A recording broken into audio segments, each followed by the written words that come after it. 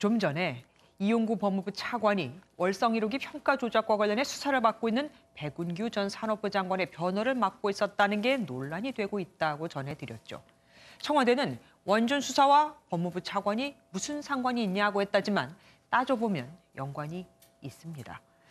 윤 총장이 지난달 29일 원전 수사가 배당된 대전지검을 방문하고 일주일 만에 대전지검은 원전 의혹과 관련해 전방위 압수수색을 벌입니다.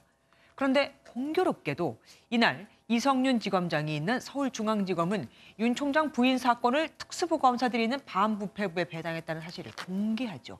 물타기가 아니냐는 말까지 들으면서요. 추 장관이 윤 총장에게 직무배제 명령을 내린 그 시점도 절묘합니다. 대전지검 수사팀이 원전 수사 관련 영장 청구 보고서를 내겠다고 보고한 바로 다음 날이었거든요. 직무정지에서 풀려난 윤 총장이 맨 먼저 챙긴 건 또 원전 수사.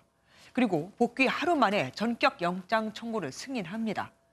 이 와중에 원전 수사와 관련해 변호를 맡고 있던 이용구 변호사가 차관으로 오게 된 거고요. 이렇게 계속 부딪히다 보니 추 장관의 윤 총장에 대한 징계가 원전 수사 때문이라는 해석에 무게가 실리는 겁니다. 산자부 공무원들에 대한 영장이 받아들여진다면 이제 다음 검찰의 칼날은 더 윗선으로 향하게 될 겁니다. 김영현 기자가 보도합니다. 월성 원전 1호기 경제성 평가 조작 의혹을 수사해온 대전지검이 산업통상자원부 국장과 과장, 서기관 등 3명에 대해 사정 구속영장을 청구했습니다. 윤석열 검찰총장이 직무에 복귀한 지 하루 만입니다. 이들은 지난해 11월 감사원 감사를 앞두고 월성 1호기 관련 산업부 내부 자료의 삭제를 지시하거나 묵인 방조한 혐의를 받고 있습니다.